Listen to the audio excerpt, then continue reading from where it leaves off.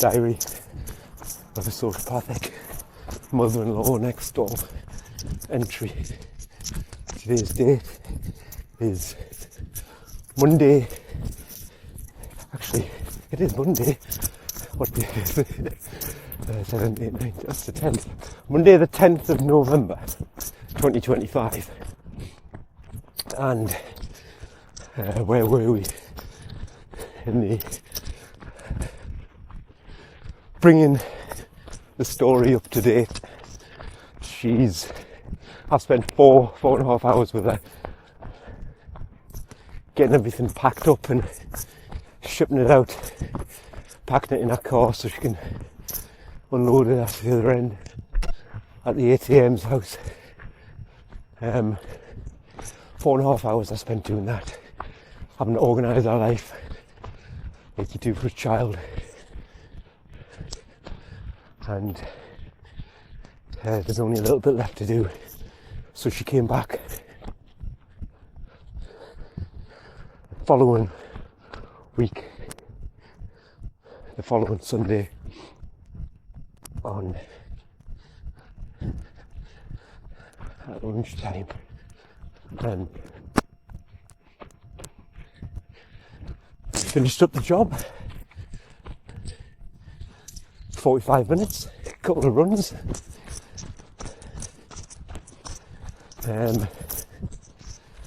It's just, everything was amicable.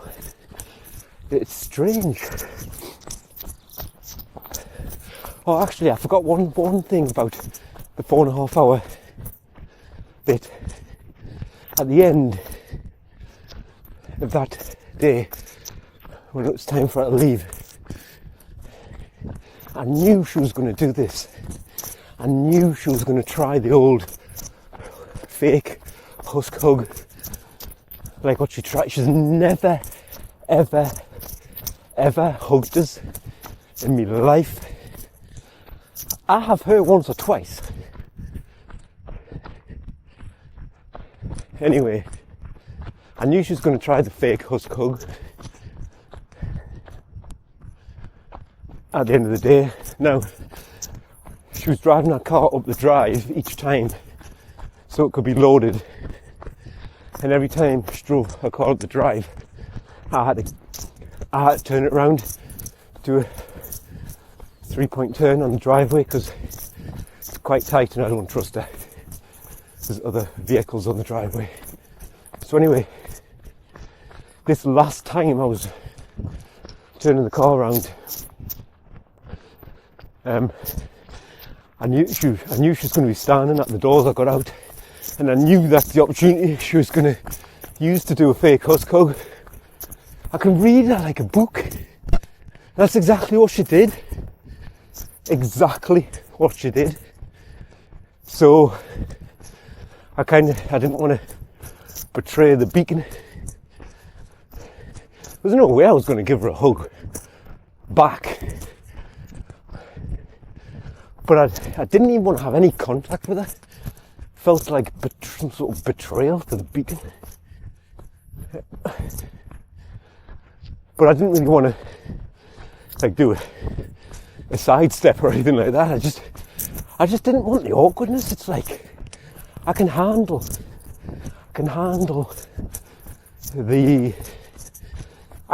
awkwardness, and I can handle conflict, and I can handle full range of situations.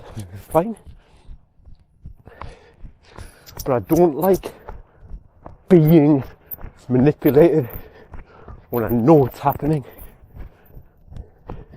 It actually makes us angry, and I don't want to have to get brutal by doing a sidestep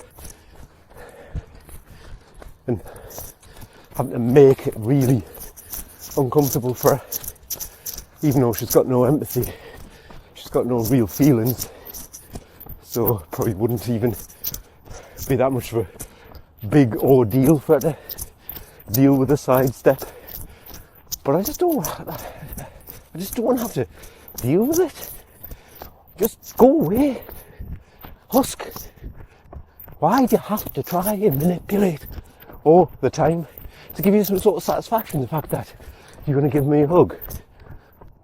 And what do you think? Like, everything's fine now, and we're best of buddies, and it's just you and the beacon, and the beacon's the odd one out.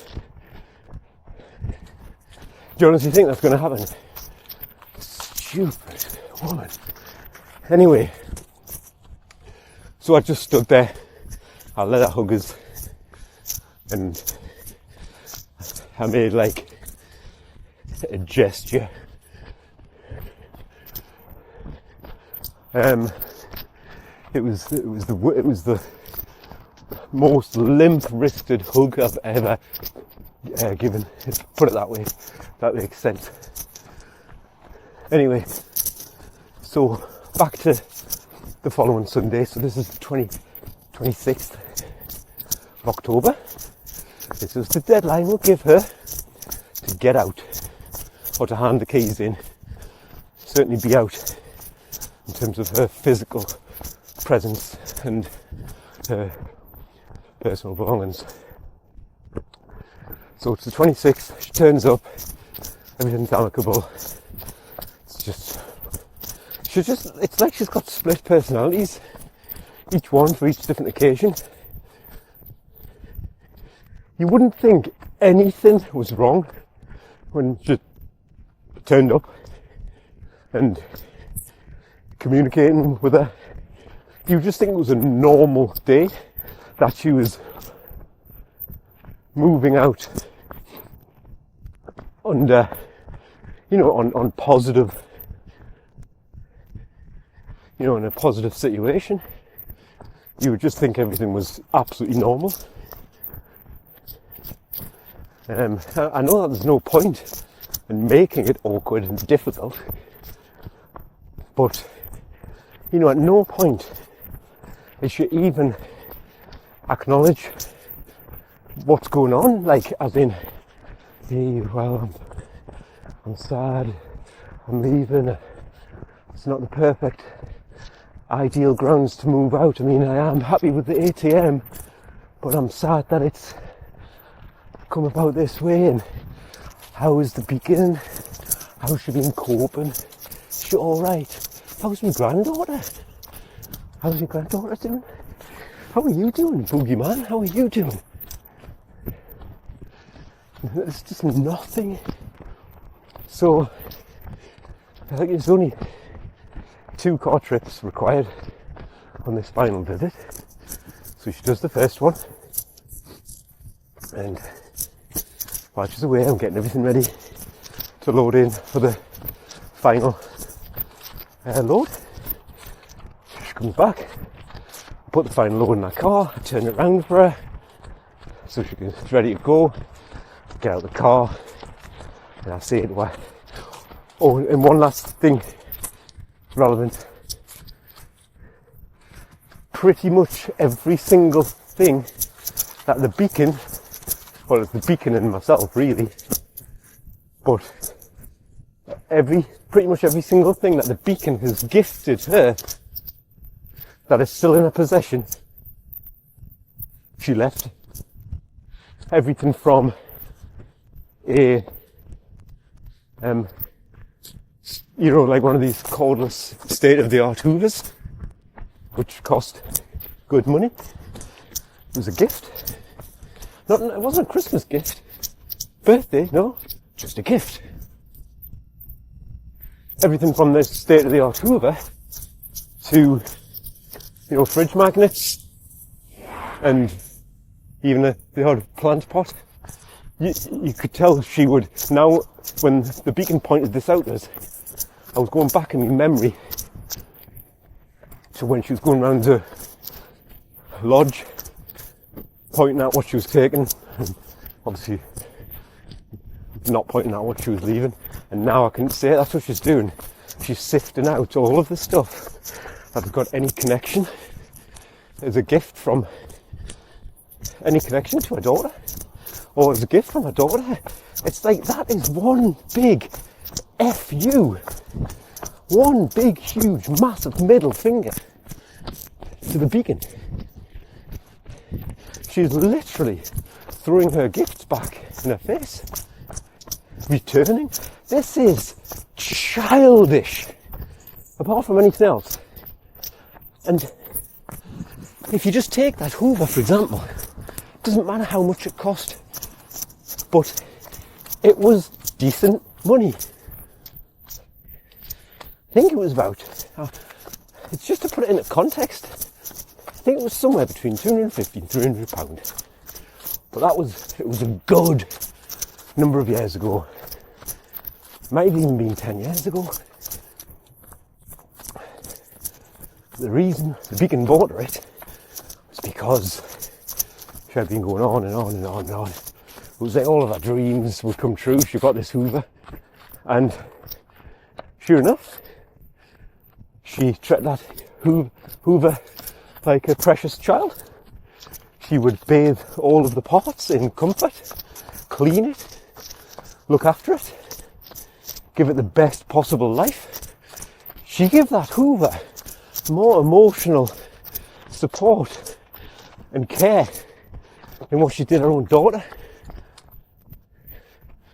And now she's throwing that back in her face. So big F you to the Beacon. So anyway, where was I?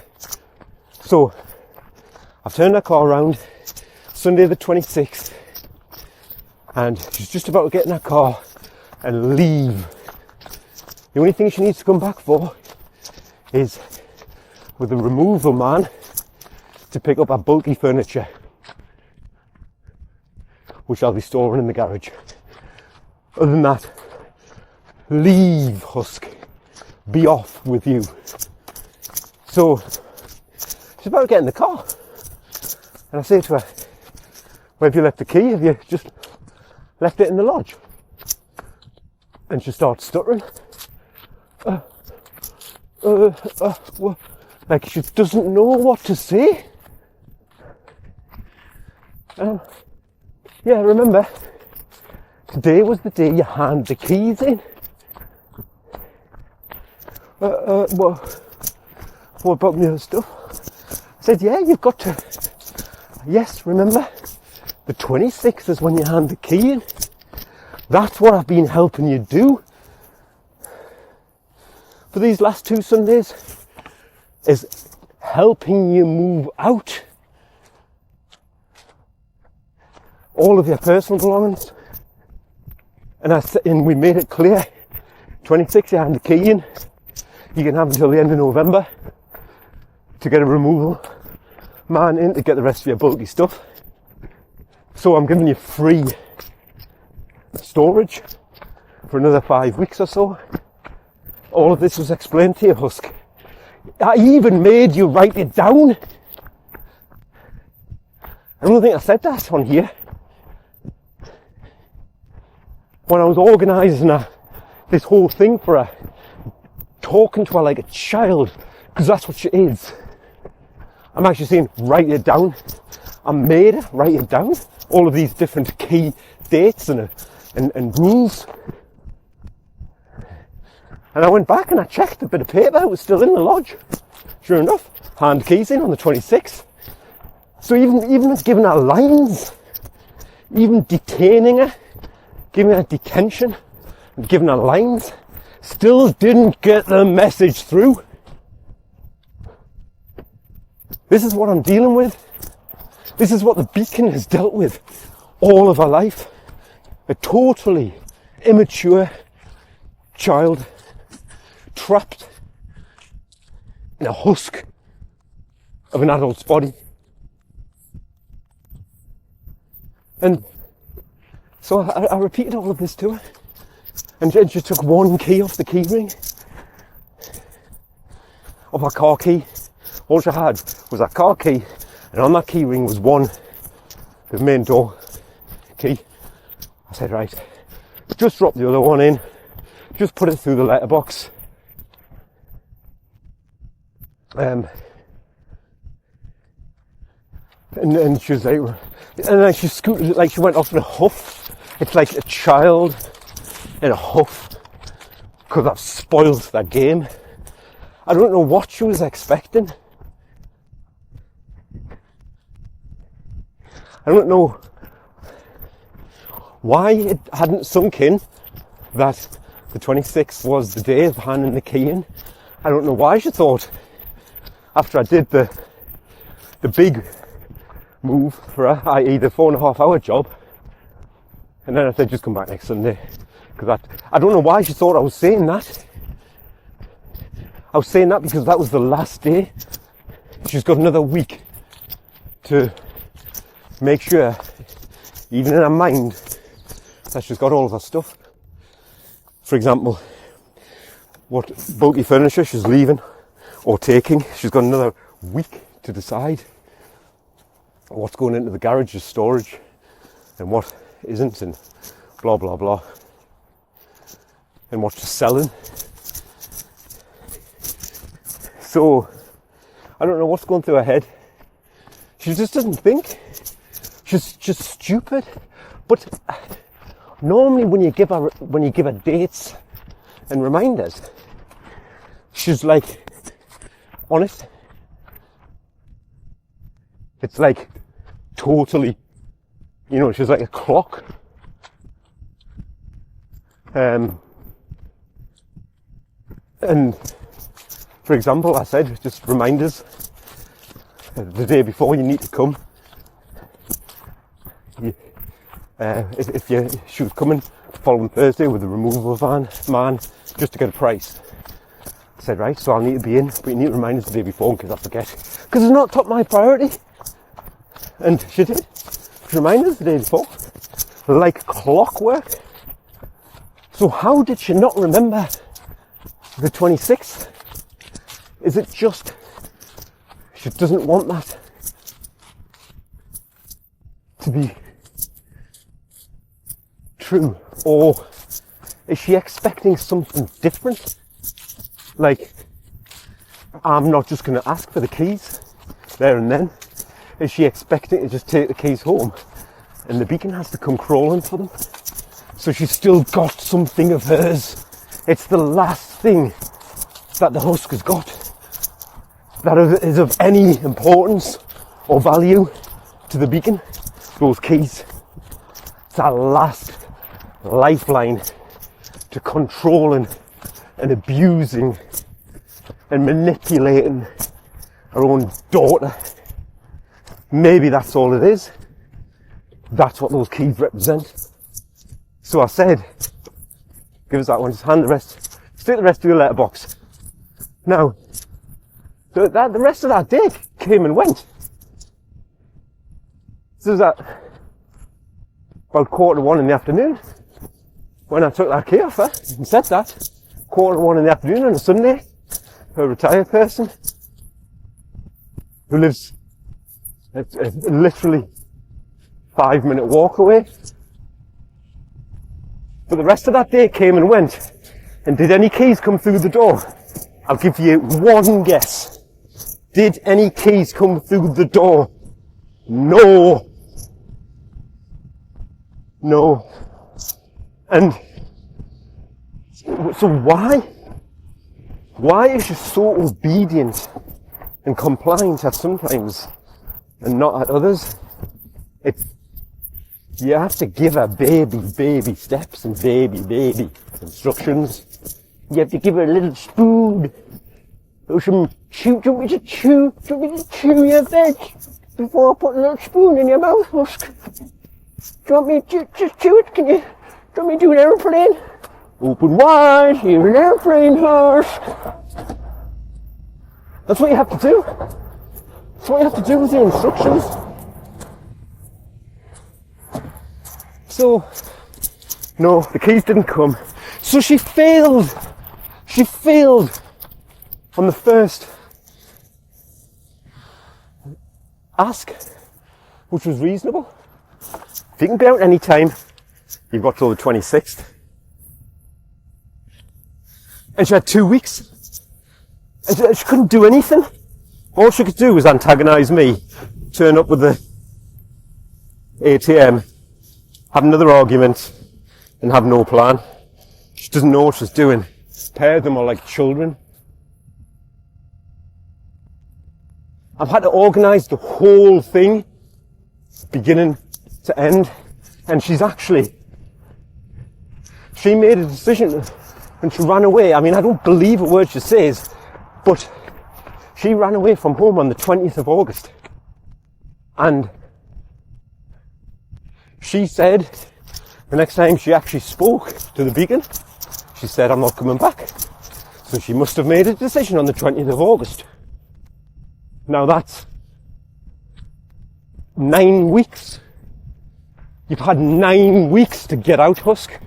But you wanted the best of both worlds, didn't you? You wanted to just go and live with him. I'm not even going to begin to try and think what she wanted. I'll come to that in a separate entry. What was really going on? What does she really want? And what was she really trying to achieve when she ran away from home? But, so she's had at least 9 weeks to get her stuff together, get out. You can't just leave the place empty, not come back, and then what just stays empty. Well, that's alright, I'm paying for the electric. Oh, no, that's fine then.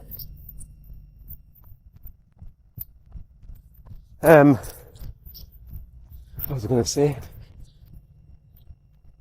Where was I? So, 20th of August when she ran away from home, but his house went on the market very early August. Now, for your house to go on the market, I think I've said this, for your house to go on the market, you know, you don't just decide and then magically the same day it's on the market. You have to go through appointments with the estate agent. They have to value it, they have to take photographs, market it and get it online, live. And I don't know how long that takes. I haven't moved for 10 years. But, you know, it went on the market something like the 4th of August.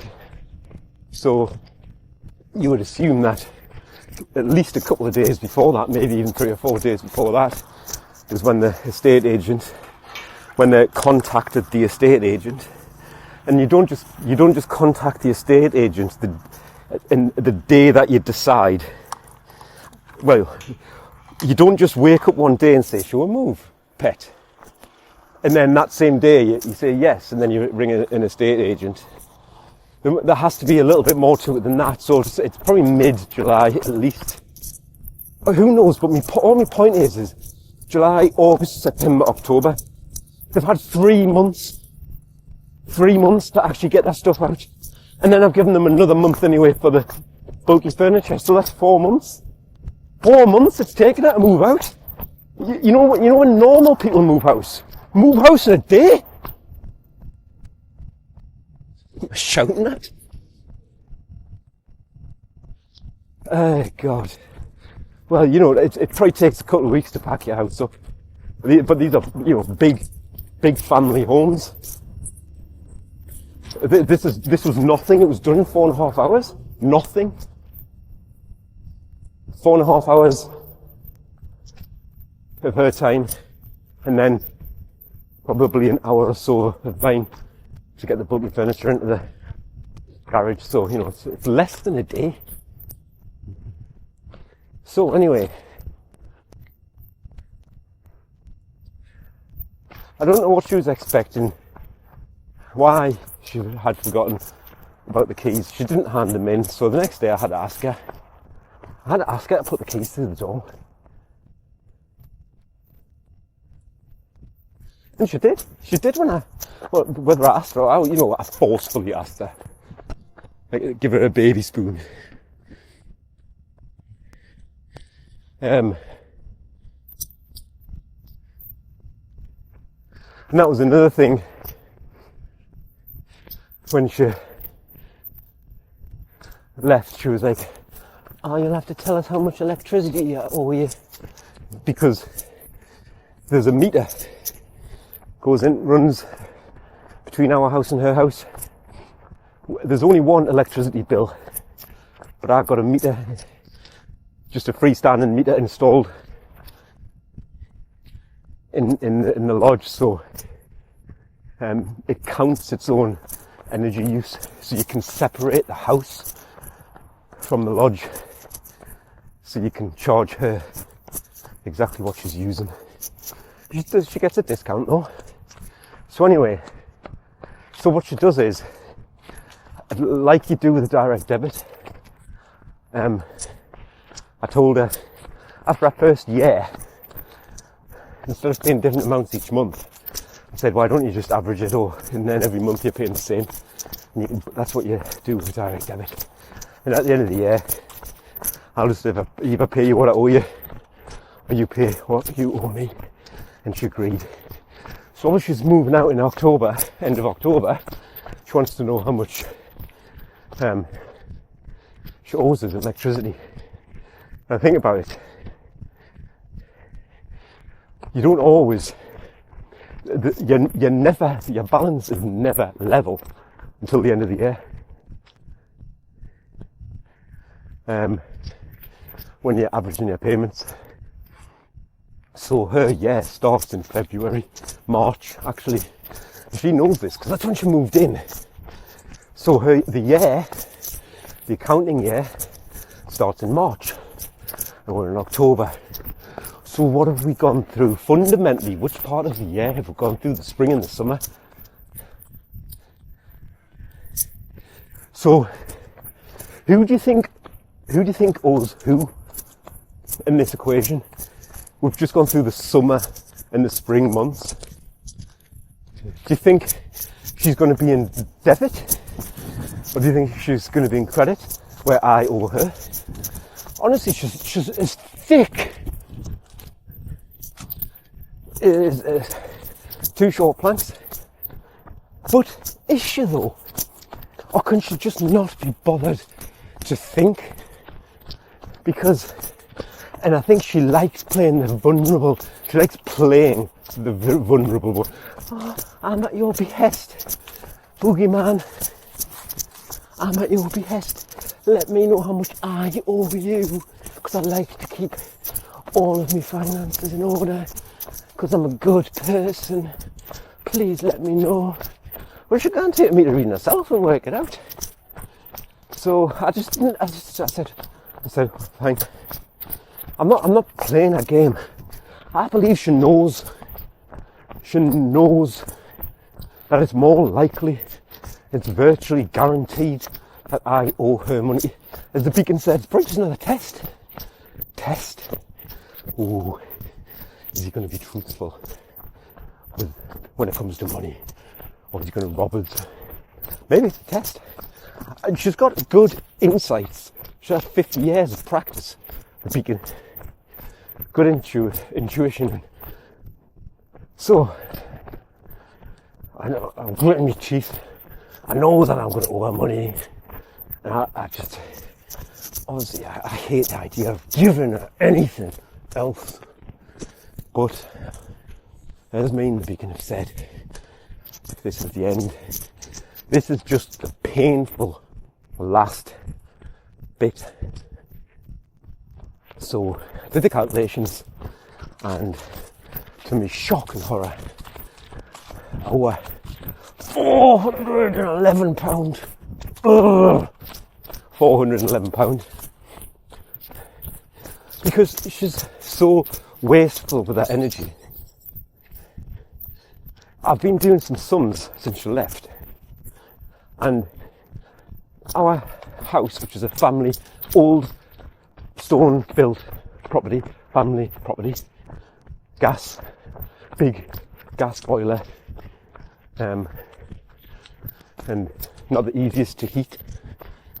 We've been spending on average £185 a month on energy. 185. She's been spending 155 for her one bedroom, ultra efficient lodge. And I discovered that one of the radiators, she doesn't know how to turn it off. They're all independent, electric. They're really efficient. And one in the bathroom, hand towel, has been permanently on. She doesn't know how to turn it off. She only asked me this when we were packing up. She doesn't think to ask in real time because she's got too much pride when things aren't perfect. She just lets things go to rot. That's her hubris. Pride comes before the fall. And so she's been running this radiator permanently for God knows how long. She hasn't been lived there for however many months, a couple of months at least, and the heating's been on. I don't need to drill down into this. It's totally wasteful. I've been in there a couple of times to do some odd jobs, and I've put the main radiator on in the living room on 14 degrees, and it's more than comfortable. You might want it a little bit warmer. That doesn't mean that it's 14 degrees in the room. That's just what it says on the thermostat of the radiator. Don't know how accurate they are. It's just a way of turning it up and down. But anyway, heats up really quick, and generally speaking, you don't need it any hotter than that. I know everybody's different, but I'm just saying it's just wasteful. So anyway, that's why I owe her so much money, because she has to pay so much during the summer to allow her to pay for the winter. And then obviously that money has been sitting in my bank account to the tune of 411 quid.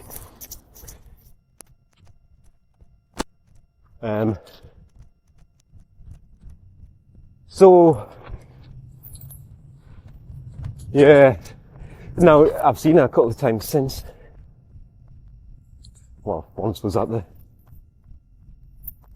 pub where she totally ignored us, and she looked like a arrogant, stuck up, full of hubris, evil witch that she is. Excuse me. Totally blanked us, which is fine. But, you know, you were trying to give us a hug just the other day. This is how fake she is. So, and she's been to the house with the removal van man to get a quote. I was in then, so I've seen her then, and I've had to text her on a couple of occasions for practical reasons. At no point in any of these interactions or she even chose to text us and say, "Oh, I got the electricity refund. Oh, thanks very much. I was expecting to owe you. Oh, thanks for sorting that out." What a bonus.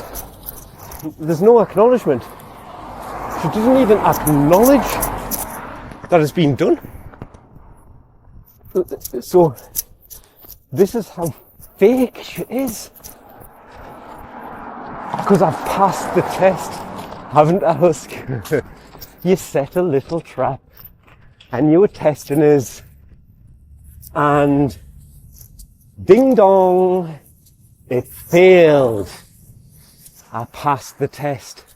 I'm an honest person. Yes, it's hard being honest. Gritted teeth. I had to press that send button on the bank. But I know the difference between right and wrong. I passed. So you can shove your little test where the sun doesn't shine. So, and that's why she's not acknowledging it. Because to acknowledge it would be to acknowledge that I'm honest. And she'd have to give me satisfaction by acknowledging it and saying thanks. Remember, the Husk, her words, I wouldn't give you the satisfaction. That's what she can't do. Ultimately, she's envious of her own daughter, and she wants to bring her down. She doesn't want to build her up, and that's why she can't give her any satisfaction, because to give her satisfaction would build her self-esteem or help. She doesn't want to build her self-esteem. She wants to knock her down. When all is said and done, that's all any of this is about.